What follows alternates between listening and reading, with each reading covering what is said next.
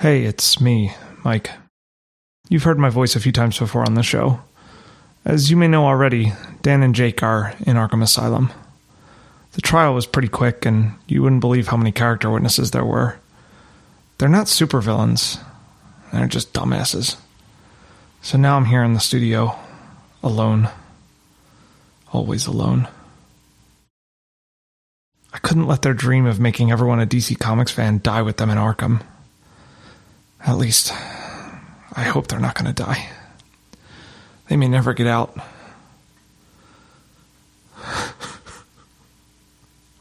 So I rounded up as many teams as I could to try to find the replacements. Here goes nothing.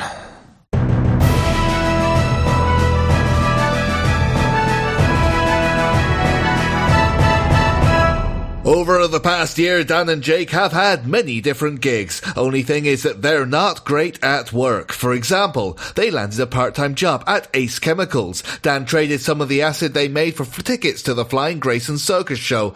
Turns out the trade was to Tony Zuko, who used acid on the ropes. To say the Graysons had a bad performance would be an understatement. Or more recently, they tried their hand at government work. Some guy named John was engaged them in a prank war. Jake upped the ante by putting his watch in the intrinsic field generator. John was a little blue about that when he was sort of ripped apart atom by atom before becoming an omnipotent god that always hangs blue dong.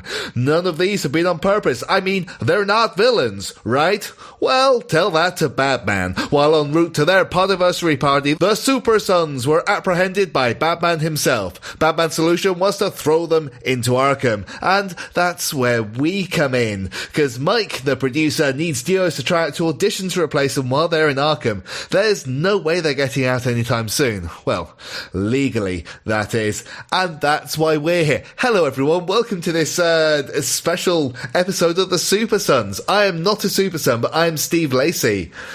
And I am likewise not a Super Son, but I'm Adam Williamson.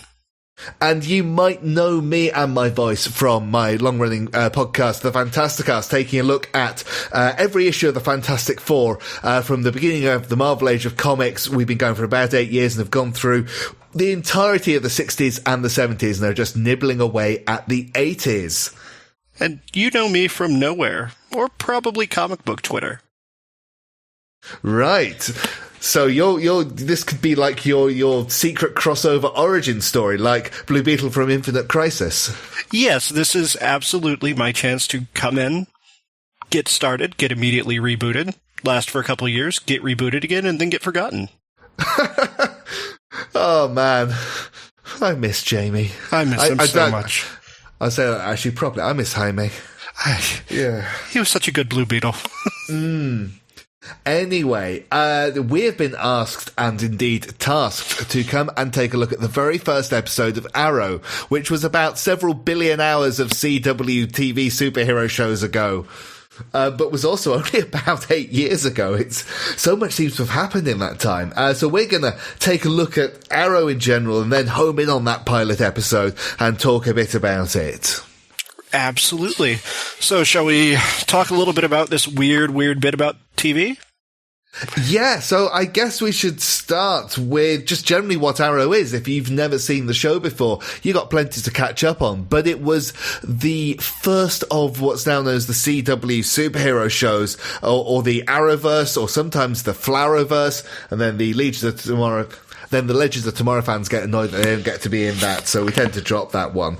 But this debuted only a year after Smallville came off the air, and Smallville had 10 years of being on the air and had its own Green Arrow as well. So launching a Green Arrow show off the back of that, without that Green Arrow, without any connections to the previous show at all, was seen as a bit of a surprising move. I'm not saying that Justin Hartley was a bad Green Arrow, but it was there's still a bit of a decision to take to move away from his version of the character. Oh, it was absolutely mind-blowing. I remember when I first heard that they were making a Green Arrow show, I assumed it was a spin-off with Hartley. And that would have been a good call to make. Ultimately, I think a much better call was to start all over by itself. There was Smallville had never been the most realistic of shows, shall we say, even bearing in mind it was about young Superman. But by the time it had ended, it had done literally everything except put Tom Welling in the suit and make him fly, thanks to that awful ending. But we'd had Apocalypse in the skies of Metropolis ready to take over and destroy the Earth in the finale, as an example. They'd done plenty of things. We've had the Legion of Superheroes, we'd had the Justice Society of America. They built up their own universe.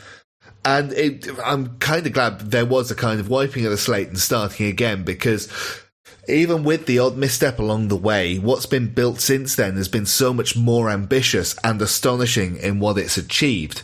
But Arrow started. It launched in October 2012. So a little over 8 years as far as we're recording, in the middle of November 2019. Had been in development for most of that year. Basically, it got picked up pretty much as soon as New Year happened, and it was a collaboration between Andrew Kreisberg, Greg Berlanti, and Mark Guggenheim. Guggenheim had history in comics, as an example. He had runs on certainly on Superman at that point. He'd been in there in around sort of 2005, 2006-ish. Berlanti was kind of best known for writing the a Green Lantern movie at that moment. It got better. Yeah. And Kreisberg had just he'd been a writer on many different shows around the place, including Warehouse 13, Justice League, the animated series. He'd done some Simpsons work. Most recently, he'd basically been involved in Fringe in its first couple of years. He'd gone through according to his Wikipedia, he'd been working on the proposed Booster Gold series that was happening in the early 2010s, but it didn't actually happen. The Wikipedia optimistically says it is still to be in consideration at the network. Yeah, sure. I'm still waiting. Yeah.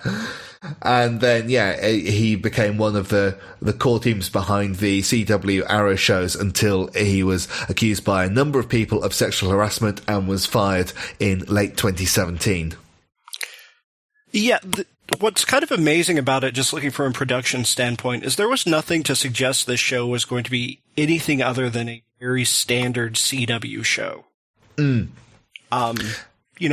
Probably the most it had going for it was that it had someone who had written a comic book, but even that wasn't that unique compared to what Smallville had.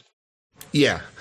And the CW shows were very much a genre at that time, which was generally well written, but not the highest budgets in the world, but they were very good at spreading those budgets. And it tended to be people who were cast who were incredibly good looking and didn't necessarily always bring the acting talent behind it. Like, there was a certain look to these shows as well. Like, you could pick out a CW show shot at night from kind of most other shows shot at night, as an example. There was a skit on Mad TV that referred to it as the Pretty White Kids with Problems Network. And it was very accurate. Oh, man. Just adding a few capes and you've basically got it now. Yes.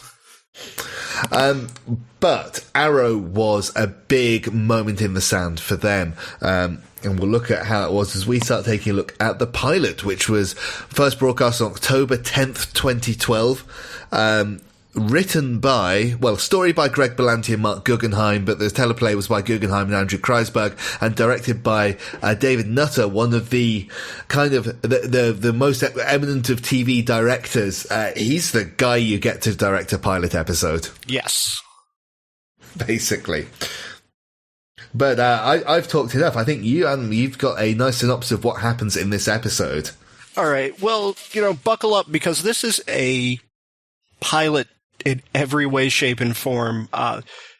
One of the most impressive things about the Arrow pilot is that they managed to fit a lot into about 42 minutes. And this one throws us right into the action with probably my favorite bit of early Arrow work. We're going to be going on the island. We have a behooded figure who running about doing some low-level mid-2000s parkour and setting a big bonfire on fire, at which time we find out that he is, in fact, a shipwreck survivor on an island with a very familiar orange and black mask. We flash forward just a little bit to present-day Starling, not Star, but Starling City, with Oliver Queen finally making his way home after being lost and presumed dead with his father for several years. When we come home, we are quickly introduced to our core cast of characters for Season 1 of Arrow. This is Oliver, his mother Moira, his little sister Thea, and his best friend, Tommy Merlin. A little while later, we'll go ahead and catch up with Laurel Lance, a crusading attorney, and her father, the police chief, or at least detective. It's never really clear in these early episodes exactly what his position is. We do a little backup. We have some uncomfortable moments with Tommy and Thea. And then we move right into the action where Tommy and Oliver are kidnapped. This is our first big fight scene in Arrow, and Oliver rather handily and, for the time, very brutally takes out 3 masked goons. When he is finally asked about this, he claims that a man in a green hood saved them, not setting himself very well for secret identity. We now move on to the meat of our story, where we find out that Laurel is working against a criminal / businessman / all-around slimy individual called Adam Hunt. But she's also going to have to deal with the fact that her ex-boyfriend / her brother's ex-boyfriend, it's complicated, Oliver, is back and alive. Oliver reveals that he has a little book full of bad guys. And in this book is Adam Hunt, and he will be hunting him down. Meanwhile, we're also going to meet Andrew Diggle, a man who has about 5 lines and is going to become incredibly important to the Arrow mythology. We're going to go to the club Verdant for a party to find out that Thea has a drug problem, shockingly bringing us back to some of the weirdest stories that Green Arrow was ever part of. And we're going to get a lovely murder that I'm sure will have no ramifications about 6 years down the line. That's pretty much Arrow for you, as Oliver throws a giant reward out to people who can find the man in the green hood, and Detective Lance seems very upset. Yeah, it was weird going back to the start. Oh my god, yeah, it's such a different show. Because one of the things Arrow's done over the years, sometimes very successfully, other times not very successfully, is reinvent what the show is. Mm-hmm. So at times it's a show about vengeance, at times it's a show about a super team, at times it's right now it's hopping between different Earths and kind of mixing up the preparations for the crisis with looks at the show's history. So to kind of sit there at the start and look at everyone and how young and fresh-faced they are, literally. It was weird. And of course, most of the cast for this first episode are nowhere to be seen now. No, almost all of those characters are dead now, or the actor is playing a different character. Yeah, there isn't a single person who is current main cast in Series 8, who was main cast in the first series, who is playing that same person, or is still on the show. So, Thea Queen, spoilers, is someone who's still alive, guest starred, I think, the 3rd episode of Series 8, but yes. The actress Willa Holland is no longer part of the main cast. No, it's really just Oliver Queen and Diggle. We don't even have Felicity in this episode, which is just something I had retconned into my mind that she'd shown up, but it's going to be a minute before she's actually getting a speaking part. Yeah, and so shall we start right at the start, which is the rescue of Oliver from the island? Yes. And there was I've seen Lian Yu, and it's just like, oh, you've some good times on there, and wow, were there some bad. I was very happy to see the flashback wig. It is one of my favorite storytelling devices they have is Oliver's terrible wigs, and it's been gone for a little while. See, weirdly, the flashback wig looks okay in the first shot, but then he gets onto the boat where he's got the blanket around him and nobody thinks to say put him inside so he can be warm. And it looks so bad there. But I really remember watching this for the first time, and when the camera pans across, you've got the Deathstroke mask with the arrow through the eye. I was really pumped for that because Smallville had done Deathstroke and done him very, very badly. Not as badly as Deadshot, but it wasn't good. Michael Hogan is great, but he is not Deathstroke. And, of course, this Deathstroke mask would be a fake out as we would eventually get the Manu Bennett Deathstroke, who, holy crap, is still one of the best things the CW shows have ever done. Yeah, I remember grabbing my wife by the arm when we were watching this first episode and going, holy crap, that's Deathstroke, and she didn't really care. But that was a very big deal to me. I was also struck by how very Batman Begins this whole opening sequence, this whole episode really is. Well, that's the aesthetic they were going for. You know, at the time they were putting this into action, Avengers hadn't happened, so the primary aesthetic you went for as a superhero thing was the Nolan Dark Knight trilogy. This was the year that Dark Knight Rises came out, and the influence of The Dark Knight was still very, I mean, it still is strong now, but it was the thing. Right. You know, right. Other things have overtaken since, but if you know, it is perfectly natural that they wanted to recreate that the look of that show and the filtering and just everything on television. Right. I mean, everything down to the color palette is incredibly influenced by Nolan's movies. And Arrow never really gets to be the brightest or the most colorful of the CW shows. But how washed out everything is in this first episode was very, very surprising to me because I must have mentally gone back and edited in the current way the show's shot. Yeah. We then kind of go straight into a little bit of exposition via News Network, and then we skip past some of the stuff I actually find myself as a current viewer really wanting to see, which is Oliver reuniting with his family. Yes. And that's all just skipped past. We just get his mother getting some exposition while Stephen Amell stares out of a window. You know, I was very much struck in the first episode by how powerful a presence Moira Queen is. She does not get a lot to do in this episode until the little in tag. Yeah. And yet she is by far the most dominant actor in any scene she's in. And she's probably the most experienced actor in the show as well, with the exception possibly of Colin Salmon, who is a phenomenal British actor, a great star of stage and screen. But, I mean, Colin Salmon was one of the reasons why I wanted to watch this show in the first place, because I think I first came across him when he was one of the supporting cast in the Pierce Brosnan James Bond movies.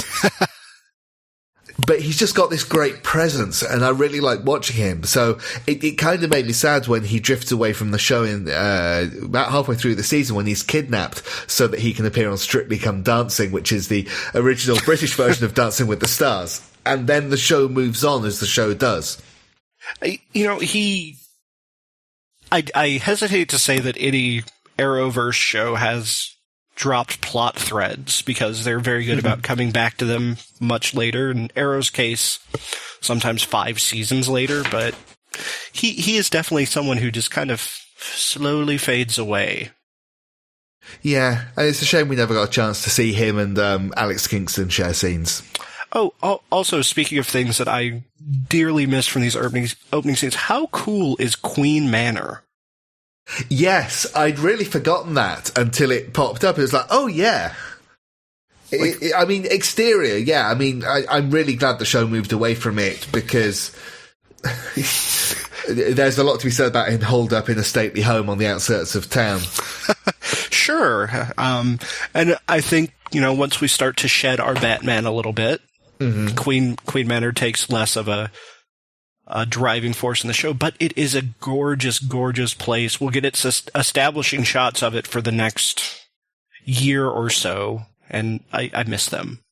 And it was nice to see it again this year in Arrow, actually. Yes, they found a reason to go back to it, and it's I gotta say the way that Series 8 of Arrow is linking back to the past, but in ways that skirt just the right side of indulgence and still allow the show to move forward is really great. It's not like during the 100th episode, which was part of the crossover, and it felt like, oh yeah, all the alien invasion stuff is going on hold, so we can take a look back and go, oh, haven't we done a lot? Yes, it's they're taking their very well-earned victory lap right now for anyone who's not keeping up with Arrow, and they are doing an amazing job really paying homage to the past while keeping new viewers entertained. And I'll be very happy to see how it all ends up very shortly. But we're not there yet. No. Having mentioned two Brits in supporting roles, we should talk about the Brit in the main role. Quentin Lance is played by Paul Blackthorne. The very wonderful Harry Dresden from the short-lived sci-fi Dresden Files TV show. Yeah. He is... I gotta say, there are times over the course of the years where he really grates on me as a character, and Blackthorne pushes the accent into pastiche a bit too much. I think especially during the drinking years. That's for the character, not the actor, just in case any lawyers are listening to. But he's a really integral part of Arrow. And he when he left the show last year, he left a hole that is yet to be filled properly. You know, the older grizzled authority figure is a lovely trope that most of the Arrowverse shows have tried out, but I don't think anyone's ever done it as well as Blackthorne, because Quentin Lance is such a fully realized character from the word go that he doesn't feel like he's supporting as much as he's just part of the story. I feel like I want to disagree with you a little bit, because he's caught in the kind of the vengeance thing. I hate you because of what you did to my daughter kind of thing. It feels like he's trapped within that. And to me, the character really expands once he starts taking his steps beyond that very limited character scope. In the first kind of, I don't know, is it sort of half a season or so? The way he grows and develops throughout the subsequent seasons is what really makes him a character that I like. But the first season, I feel like he's kind of hitting the same notes a lot because the writers aren't doing too much with him. I guess it might be more fair to say that by the standards of Arrow Season 1, he does a very good job of portraying a fully fledged character, because I think that's hard to do in the first, 12 episodes of what, let's be honest, probably shouldn't have gotten a second season by today's metrics. Well, literally by metrics, we can talk on that later. Yes. But before we move on to sort of ground the scope things, shall we look at some more of the characters we've got on the show? So another one who's no longer on the show is good old Tommy Merlin. Boy, was it nice to see Tommy and how young he is in this episode. Yeah, so he was a main cast member for the first season. Events at the end of the first season did not require him to return, shall we say. Although, like with anyone else who's been on a CW show, he's made plenty of returns. Yes. It's weird. I don't particularly like Tommy Merlin throughout the entirety of his I'm Alive phase. But the second he's dead, what that character means and his subsequent returns have carried so much weight because of that. Oh, he's absolutely Oliver Queen's Gwen Stacy. I mean, I did not care about the character at all when he was alive. As a matter of fact, I cringed every time he was on the screen because he's got some great lines like calling Oliver Queen's underage sister hot. Yeah. He does also get the pop culture stuff. So he gets the inevitable Lost reference in. Oh, a show set on an island with flashbacks. And he gets to the Twilight mocking thing as well. And yet he's so close with the family, he eats dinner with them as soon as their lost son comes back from an island. Yeah. Terrible, terrible character. I think he was really the most CWE of the early cast. But great actor. There's an undercurrent of something maybe going on with him and Thea in this early episode where you're just not quite sure what was the nature of their relationship whilst Ollie was away. How does he look upon Thea as she goes from being 12 to 17? There's a lot of creep in him. And let's kind of be happy that he died before the things that are revealed in season 2 get revealed. Yeah. Without spoiling that for anyone who has missed the last 6 years of the show, that could have gone into some very awful territory, and I'm very glad it didn't. But so who else have we got as main cast in this first episode? I think we mentioned Thea. Shall we just talk a little bit about Willa Holland? Yes, let us definitely talk about Willa Holland. not great at playing nebulously drug addicted, but very good at other things in this episode. Yeah. There's kind of the scene where she's at the club and she's kind of drunk, high, whatever, and then illicitly taking some drugs in the most unillicit way I've ever seen. It isn't great, but she really kind of, I like the fact that she is just openly damaged by the loss of her brother and father. And yeah, okay, when she's railing at Oliver in the club, there's power to that. I lost my dad and my brother in one go, and I didn't have anyone else.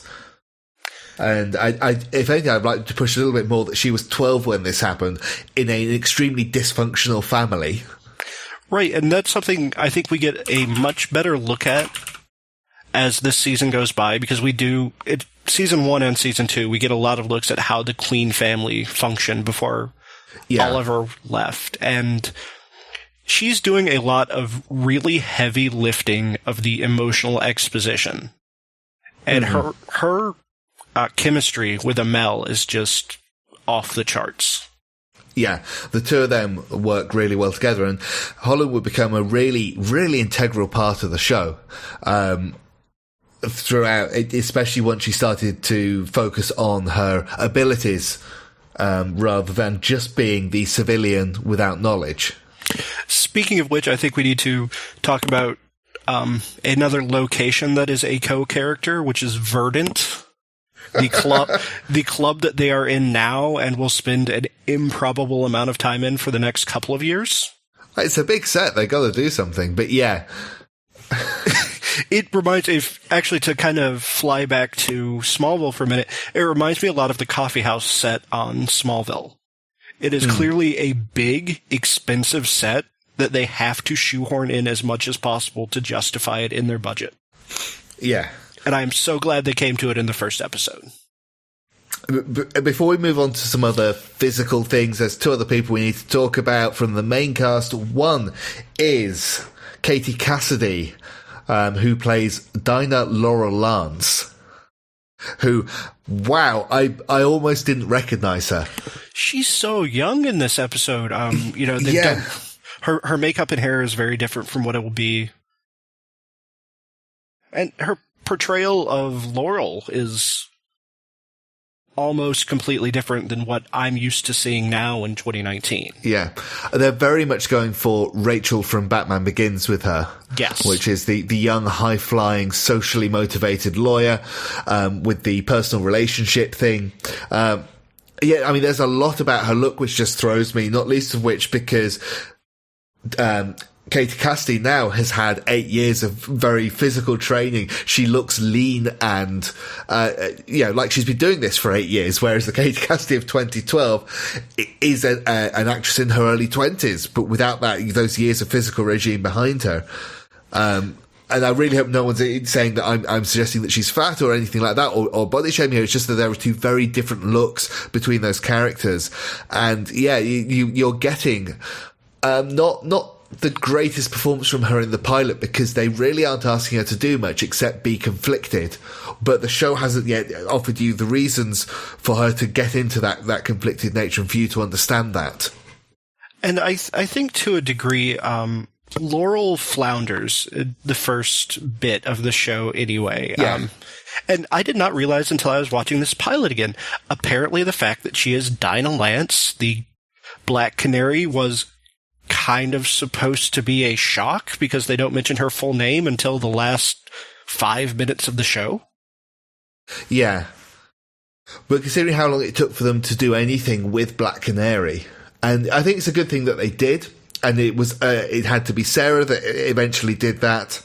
As I mentioned, Sarah, shall I just go, that's not Sarah, and move on from her, because it's a different actress playing Sarah Lance in the pilot, an actress called Jacqueline McInnes Wood, and not, as we all know, I'm just looking her up. Sorry, I forgot their name. Katie Lotz. And not as we all know, Katie Lotz, who is phenomenal as Sarah Lance from the moment she gets cast in season 2 of Arrow to leading Legends of Tomorrow, to the point where, frankly, it's her show and not Brandon Routh's, even though he was the big star when that show launched. I literally have in my notes here in front of me, hey, that's not Katie Lotz. It's not Sarah Lance. It was someone impersonating your sister. At this juncture, I'm almost surprised that actress has not come back in an Elseworlds episode. I have a feeling this is one of those things they'd be quite happy to just go, yeah, we had different plans in season 1. We had no idea how important that character was going to be. We weren't casting for the long term. And for everyone to just be okay with that. Yes. And then the last member of the main cast is David Ramsey as John Diggle. You said Andrew Diggle in your recap, and it's like, no, the two are very different. That's right, that's a different Diggle. This is John. Yeah, so John Diggle, in this episode, very much a bodyguard who's being given the runaround, but has enough nous and smarts to show Ollie that he's not going to have it easy. He is, and he is also, very surprisingly, barely in this episode. He was kind of for me, he was the first breakout character of this show. He was the first one where I was like, I just want every scene to have Diggle in it, please. Yes, he is immediately so much cooler than everyone else on the show. Yeah. I really think the show would have struggled to find its tone over those first 3 or 4 months without Diggle in it. Now, what's interesting to me also is that we get no real characterization of Diggle other than he's a very competent gentleman. Yeah. And we're going to go really, really heavy into Diggle over actually the next handful of episodes. But for now, he is the very cool set dressing. Yeah. Diggle, it's hard to state just how good he was as a character in those first few episodes, because he's such an integral part of the show now. We all know the capabilities of David Ramsey as an actor. We all know the place Diggle inhabits on the show and what it means for Oliver when Diggle's not around. But yeah, those early episodes where Oliver would try and get away, and either Diggle would, miss it and then be like, damn, or he would catch Oliver in the act. And in the second or the third episode, he completely blocks Oliver his attempts to run away and be hero. And it's just brilliant to watch. And we should also note, Diggle is taking the surname from Andy Diggle, who is a former editor of 2000 AD. He's a comic book writer. He wrote The Losers for Vertigo. He wrote with Jock, the artist, Green Arrow Year One, this incredibly, really good Green Arrow origin series. That was obviously very, very influential, and that's why he got name-checked here. I've met him a few times. I've never actually asked him how he feels about just this character just keeps going on and on and on with his name. Who had made his way into the Green Arrow comics as well? Yes. Which is very cool. The New 52, he turned up during one of the phases of the Green Arrow comic there. Yes. And then... Which would make sense, because Arrow didn't exist when the New 52 started, so it couldn't have been before then. Absolutely not. But again, I can't say enough good things about Dig. Yeah. He's continues to be my favorite character. I hope when Arrow's over, he somehow shows up in the other shows. Yeah. Considering everything that they've been through and everything that he's been through, he maintains that thing of being the everyman.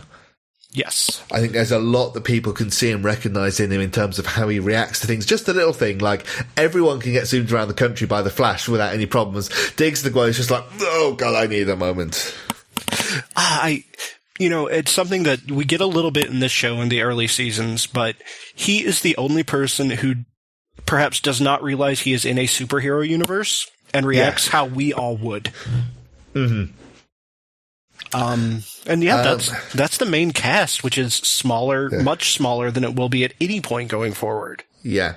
There is one more thing that makes an appearance here that would become very tropey for the early seasons of Arrow, to the point where I really hope it turns up in the last episode, and that is our good friend, the Salmon Ladder. Yes! The Salmon Ladder is synonymous with this show. Again, this is in my notes. R.I.P. Salmon Ladder. It is... Yeah, it is as synonymous with this show as Barry Allen not talking to his family about secrets, or Sarah Lance shagging any woman in history is to Legends of Tomorrow. It is, they didn't keep the upside down, I don't even know what to call that exercise, the upside down sit-ups that are suspended, but they kept that salmon ladder for a good 4 years. Partly because Amell can do it. Right. There's no stunt people doing that. He does that by himself. And I think it just looks cool. It is a very cool way to show off that someone is very strong. He did it for a charity special of American Ninja Warrior, so that was great. There are absolutely no special effects there. Apparently he and Katie Lotz can both do it, and everybody else fails miserably when they try. But I hope on the DVDs there's just like everyone who's been right. Your turn. Like, how high can you get? Just some fun with that. I mean, there's this whole scene where he goes and starts building the first version of the arrow cave with basically some physical training stuff and some space for him to engineer some arrows.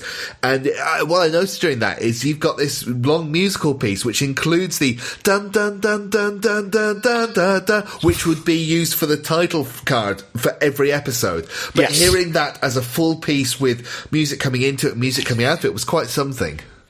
If you really look at this sequence, I think this is the sequence that is the most Christopher Nolan inspired, because this feels so much like Bruce Wayne putting together the Batcave in Batman Begins. Yeah, and bits of it. I also get flashes to Ben Affleck pulling those tires in BVS. Yes, absolutely. I mean, it is a really good trope to have the montage of the guy building his own base. It's married to voiceover a lot of the time, and I definitely want to talk about the great voiceover work that's done in this episode in a little bit, because I find it hilarious. But yeah, the arrow cave and the salmon ladder and his improbable number of green arrowheads all show up right from the word go. And he didn't have the decency to order 10,000 of them, so it would look absolutely normal. Right, yes. Also, he's using a very different bow in the pilot than he's going to end up using later in the series. Mm-hmm. We have that Lian Yu bow, which... I guess we don't note the fact that the island's called Lian Yu. We're not going to learn that for a while. No. But yeah, that bow ends up being very story important, and we are going to not use it in the modern era. So it's kind of cool to see that bit player show up on the screen one more time. Mm-hmm.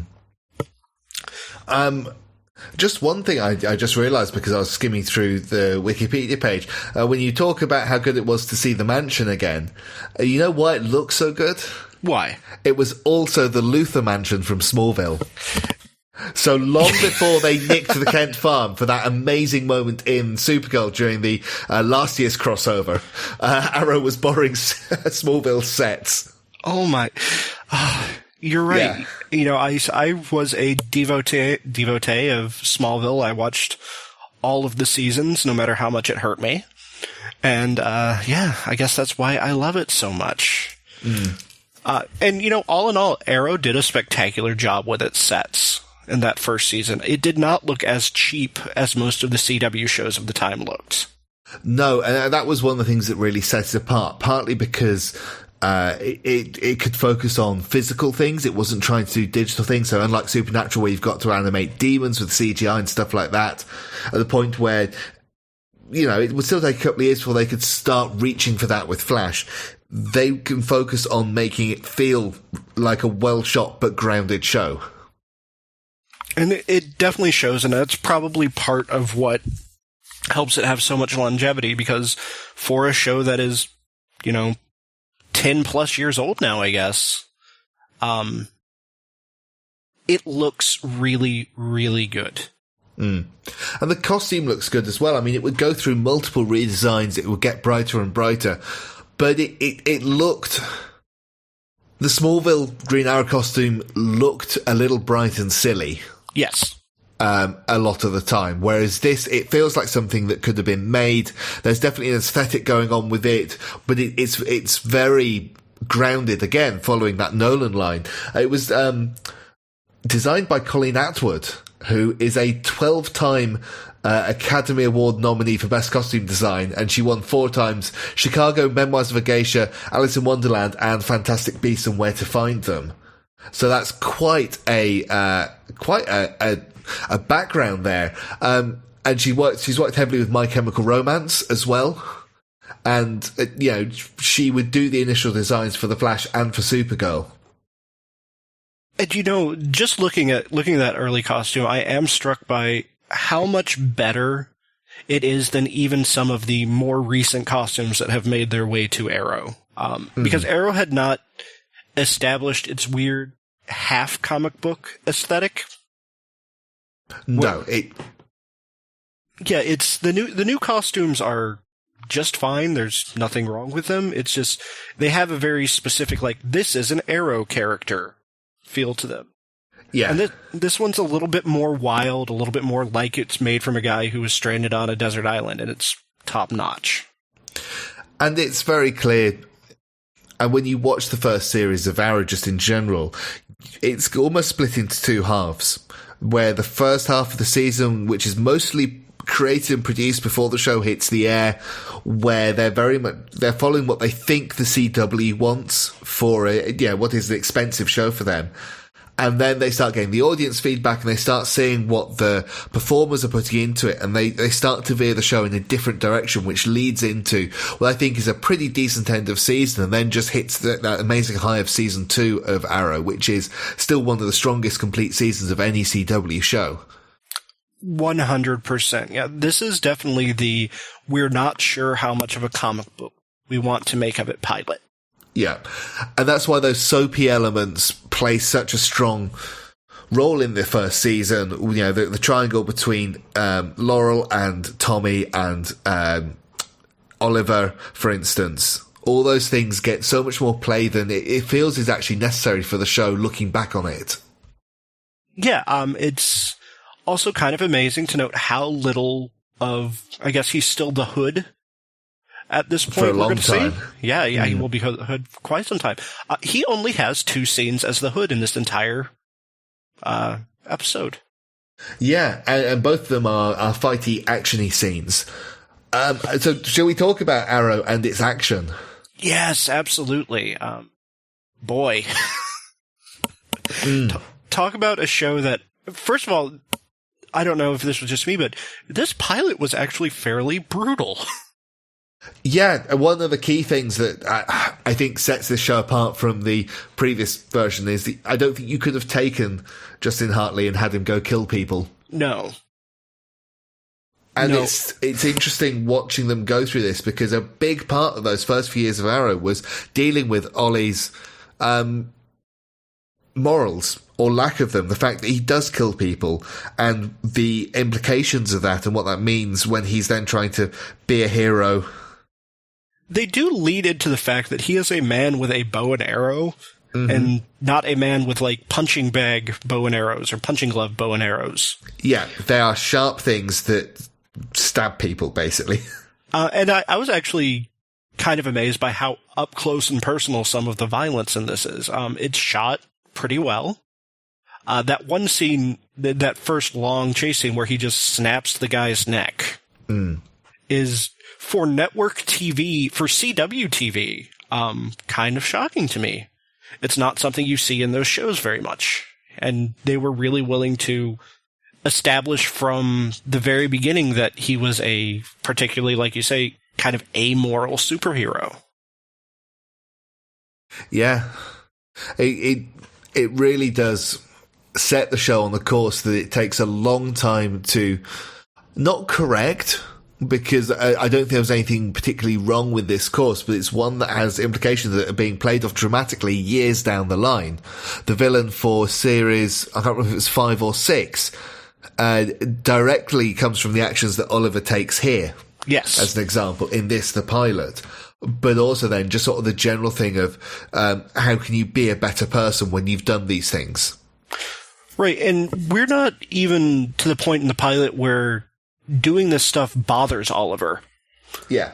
And it is going to take him a few episodes to kind of grow his conscience.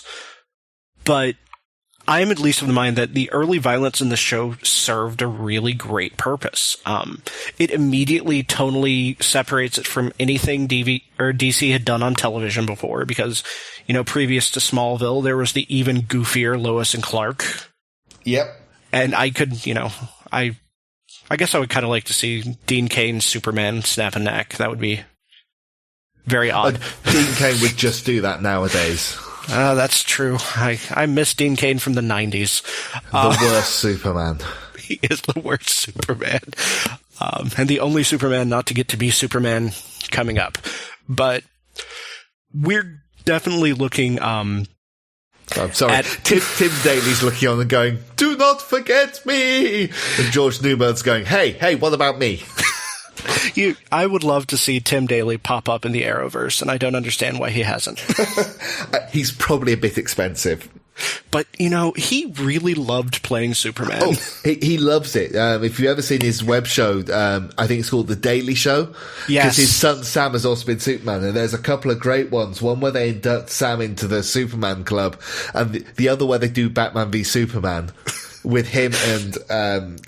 I almost said Kevin Nealon. Oh, good grief, it's late here. But yeah, anyway, we're distracting ourselves. Yes. We're talking about Aeronaut, very excellent web series that you should go find. Yeah. In addition to the just the sheer violence of it, I thought the fight choreography was a lot better than I remembered it being early on. I mean, it wouldn't take Arrow long before it was producing some really phenomenal stuff for the small screen. I remember the mid-season finale where Arrow faces off against the Dark Archer or the Black Archer, whatever it was called, for the first time. And just how great that rooftop fight scene was. I remember just being so impressed with it. It's like, wow, that's great stuff. I remember the a key moment from the season 2 finale when Arrow and his allies go up against the gang of super strength Mirakuru fueled soldiers in Deathstroke masks, so it's easy to cast everyone. And the two armies clash. I thought, well, that's where you do the ad break. No, it just kept on going in one shot. And it was just really great because you could see people acting out their own little bits. There was just such scale to it and such ambition for a show coming out in, it was 2014 season 2 finished. I was like, holy crap, this is great. And it was a phenomenal level of committing to it, because to me, WB fight scene, or CW fight scenes, I'm showing my age a little bit, CW fight scenes will always be the kind of kitschy, supernatural Buffy the Vampire Slayer thing.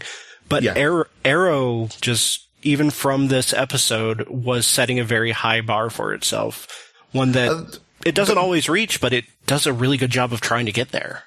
Those Buffy fight scenes could be great, and they were at times, but one of the things that Arrow always shied away from, which other series didn't, is that quick cutting around the fight. So you do have long shots where there's multiple pieces of choreography going on in the same shot. And yes, they use stunt people, but you see Amel in those fight scenes a lot more than you might have seen on any other show. He's very committed to it, and as a physical performer, he's great. He can do, it's not just the salmon ladder, he can do a lot of this stuff, and also act through it. Yeah, that's something I kind of wanted to mention, is that Stephen Amell really gets into the physicality of his character from the very beginning of the show. I think it takes him a couple more episodes to really get comfortable playing all the aspects of Oliver, but he really nails being the superhero. I mean, even when he's carrying himself as a civilian, you can see, oh yeah, this is the guy. Yeah, his development as an actor is quite striking over the first couple of years of this show. He is not the best thing in the show by a long way at the start of it, at least from an emotional point of view, from a performance point of view. But once he gets into the physical stuff, he really sells that side of it. And he really gets so much better as things go on. Yeah, and I think that's what you need from a show like this. Yes, he is surrounded by a very good supporting cast that makes up for his early shortcomings. But you can just look at the guy and say, oh yeah, this is a guy who can carry a show. Yeah. And he not just carries a show, he ends up carrying an entire franchise. Isn't that wild? No one could have seen this when they started this. No one could have seen Supergirl and Legends of Tomorrow and actually doing Crisis on Infinite Earths. So I think the best they must have been looking at is going, well, we could probably do something like the Longbow Hunters at some point. Which, speaking of, we got another little nod towards DC Comics of the past with Judge Grell in this episode. Yep. And the kind of the bodyguard of the bad guy in this, Adam Hunt, his bodyguard is called... Oh, now I've forgotten it. Hold on, it's on this tab. Sorry, that's completely derailed this. Fuck's sake.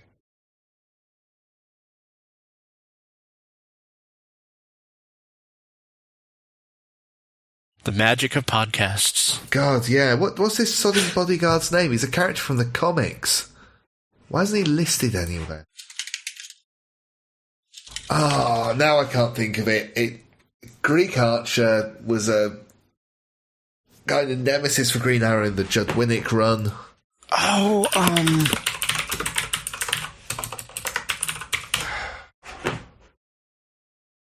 Right, yeah. Was it Dracon? I think so. Something like that. I hope that's it. Well, regardless... Yes, there we are. Yeah, so the bodyguard of Adam Hunt is Dracon, who is a character who appeared a lot in the 2000s Green Arrow book, the one that was relaunched by Kevin Smith. But he was really Judd Winnick's character. Mm-hmm. And he's great. He's sort of the anti-Green Arrow. He's another archer, a martial artist.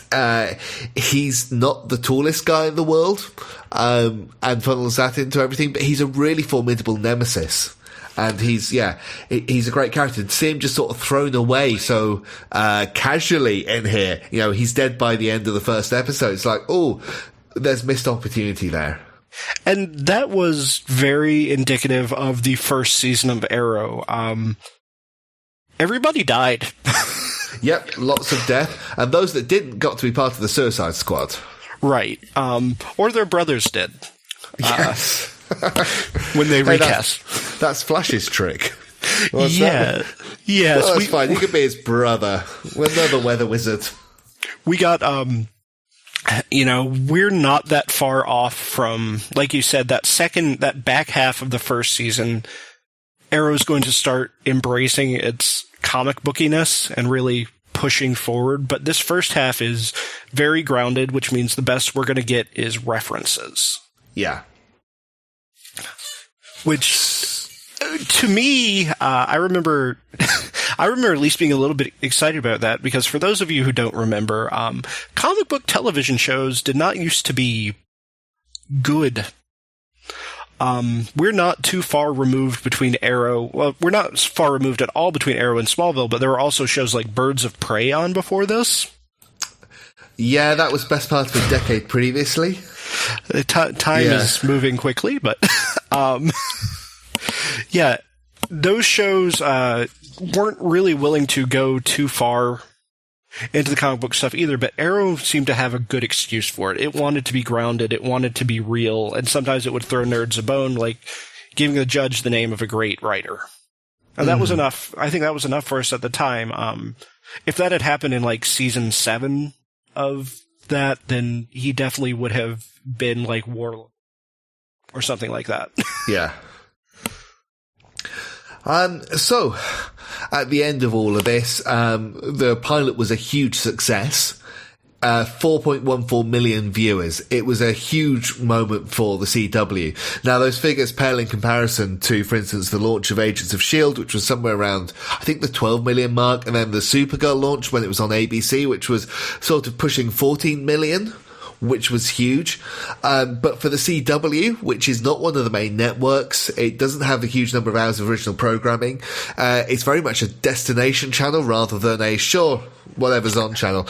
It was a huge moment for them. And kind of the success of the show was really embedded within that, because shows had debuted for less and had been guaranteed a future. So I think there was definitely a feeling that there were legs to this. But it was really, as it moved beyond the first season, that Arrow really grew into the universe-spawning show that it became, not least of which because the second season featured the first appearance of Barry Allen, who would go on and headline The Flash. And all of that is very funny to me, because I distinctly remember saying after seeing the pilot, like, oh, I should watch all of these episodes because there's only going to be about 6. No, I'm very glad there weren't, because I am too. This was a phenomenal success for CW, a network that had been a little floundering in terms of some of its entertainment options at that point. Supernatural was already going. Yeah, I think it must have had about 7 or 8 seasons by this point. So as far as I'm concerned, Supernatural has always been on, and it always will be on. Oh my god, yes, it started in 2005, so yeah, the 8th season would have debuted alongside this. The Vampire Diaries was a thing by now, I seem to remember. Yes, I think I remember CW very much having a reputation as kind of a older teen girls channel when Arrow debuted. Yeah. Yes, between Supernatural and Vampire Diaries, it was kind of, oh, here's where you go for your dark fantasy with very attractive-looking male leads. Especially in terms of the Vampire Diaries, that's not the worst thing to do, considering this was before the fall of Twilight, shall we say? Yes. And, I think there's some of that carries over very much into Arrow in terms of how it was cast and, like you said, the soap opera elements that were a big part of it, but this show just absolutely takes off, 5 or 6 episodes from this pilot and turns into the thing that is going to spawn, I guess, has to be a couple hundred episodes of TV by now. Oh, way more than that. In fact, I wonder if it says on Wikipedia. Dan, it would not be a podcast if it wasn't for someone going, wait, what's this thing? Arrowverse. Does it give us a running count of how many episodes? I suppose it could include the web series as well. Are we counting the Ray and Vixen in this? Hard to tell. Plus 23. I'm just going with the live action ones as listed on Wikipedia. 23, 22, 2 plus 16, 17, 18, 16, 15 and 22 of that. So when this current TV season wraps up, there will be 520 individual episodes in the live action episodes in the Arrowverse, not including the animated spin-offs Vixen and Freedom Fighters The Ray. And we could probably even go more if we want to go back and retroactively put in Matt Ryan's Constantine series. Yeah, so that's another 13 which you could include as Matt Ryan's come into it. I don't think we're going to reach out and include Superman Returns and all of Smallville and Birds of Prey and Batman Beyond and everything else. Yes, that's right, because within the next month or two, everything that DC has ever put on TV is going to be part of the same multiverse. Yeah. Officially. There's a lot. But one more thing I wanted to talk about real quickly is, what were you surprised not to see in the pilot? I was kind of surprised to see no blatant references to the Kevin Smith relaunch. Right. Because that was such a huge moment. So, in the mid-90s, Oliver Queen died. He got his arm strapped into a bomb and wouldn't let Superman save him or something like that. And his book was taken over for a while by his son, Connor Hawke, who he basically didn't know that he had. At the time of his death. They'd met, but he didn't know the relationship. And then the book went away because it got cancelled, and then Kevin Smith relaunched it, and it was a huge relaunch. It sold gangbusters. It's actually a pretty good read as well.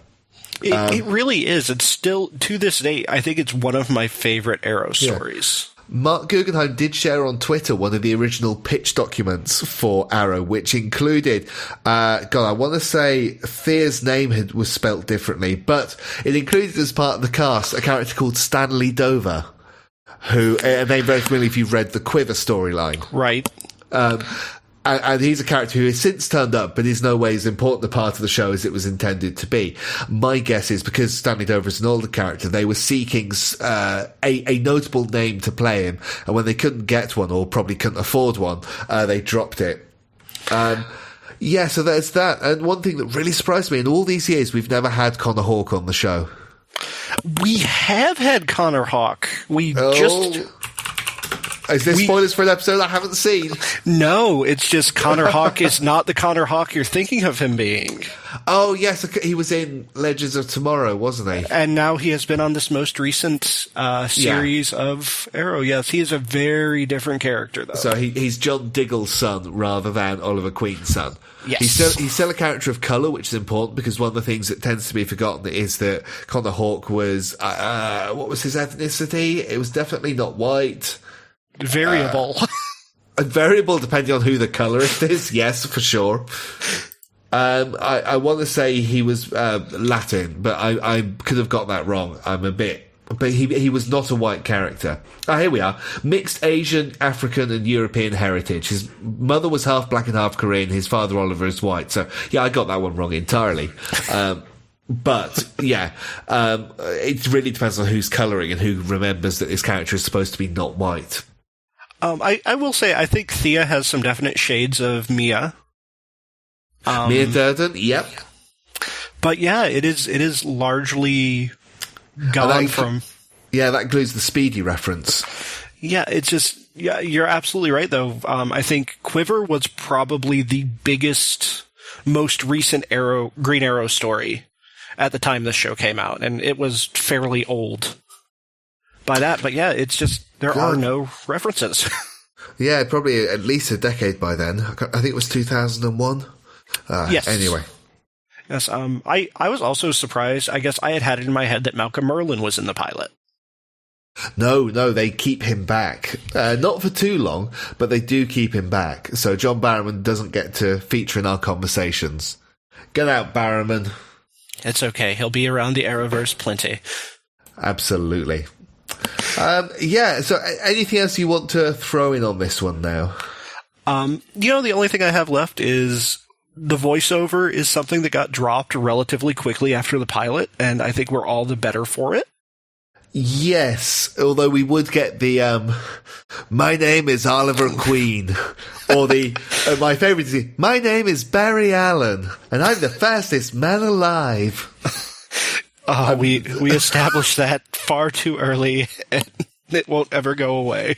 I mean, it's no way near as bad as To Every Generation There Is Born a Slayer, one that we would get for seasons of Buffy, or even worse, the US and the narration for Series 5 of Doctor Who. Oh, no. Which is just terrible. But those things become quite tropey in and of themselves. And they're, I don't particularly like them, but it would feel weird if we didn't have a variant of them. It's kind of nice, especially the Supergirl one, the way that changes as the series changes and its focuses change. Yes. And, I guess without it, we probably wouldn't know how bad it was when people failed this city. Yep. But it is a device. I think you can tell they were playing around a lot in the pilot about what this show would become, or with what this show would become. Yeah. And not everything works. They hang on to a surprising amount of it for a long time, Verdant. And the rest of it, it'll be... I watched the second episode last night just because I wanted to see how it changed from the pilot, and the first half of the show, we keep this stuff, and then it goes away, never to be heard from again.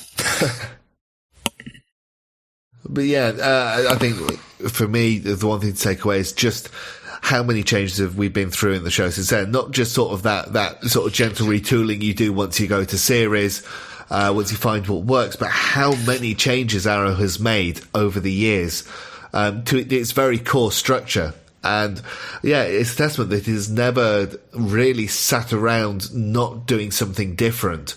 It's not always worked. I think as anyone who survived series 3 and 4 knows, the show has struggled with quality at times. But yeah, it was a real surprise for me to come out, for instance, of series 7 and going, wow, I think that might have been the best season this year. And then just how well it's playing its final stretch, and how with its nods to the past and keeping things moving forward. So yeah, a lot has come from this episode. A lot. It is. For my money, it's probably the best pilot of the Arrow verse. At least the one that ends up having the most impact. I have issues with a couple of the other ones. I mean, when you say most impact, you're kind of going, well, you guys can't win because you were just part of a universe, you didn't spawn it. You're absolutely right there. See, I would hold up the Flash and the Supergirl pilots as good ones. I'd lock most of the first season of Legends of Tomorrow in a box and pretend it never happened. I don't know what you're talking about with Legends of Tomorrow. It started when they met the JSA, and you can't convince me otherwise. And I've only seen the first episode of Batgirl, so I've only seen the pilot in and of itself, so I don't really know how well that holds up in terms of the full season. Legends aside, I think all of the pilots are very strong. Arrow just does particularly well, largely because of the last 2 or 3 seasons of the show, where it's a constant touchstone for for how the show's going to finish off. And that might happen with the rest of the shows too. But for right now, it's so joyful to be able to look back and say, yes, it started. Yes, it's very different than it used to be, but this pilot very much matters for what the show still is. Yeah. And with that, I think that we've come to the end of this. I hope we've passed the audition. As someone once famously said whilst hogging the top of a roof and causing a traffic jam below. Adam, you tell everyone where they can find you and if they want to. You can find me at The Pariah Effect on Twitter and Tumblr and virtually every other form of social media. Couple projects in the works, so watch those spaces if you want to hear me ramble some more. And what about you? And you can find me, I'm on Twitter as QuizLacey, QuizLacey. You can find my podcast, The Fantasticast, at thefantasticast.com and at Fantasticast on Twitter. If you jump on board now, you can join us to endure the last days of the Munch-Sienkiewicz run before we hit the John Byrne run in the first quarter of 2020. Oh, I really like John Byrne in that one. Yeah. Oh, yeah, he works well with the other Byrnes. And really with that, I think we're pretty much done. So thank you very much. I'm sure if you stick around, you'll hear another couple of people auditioning to be the Super Sons as they talk about The Flash. It'll be here quicker than you think. Hey. Good luck at Arkham, guys. What's that? Never come back on the show? Okay.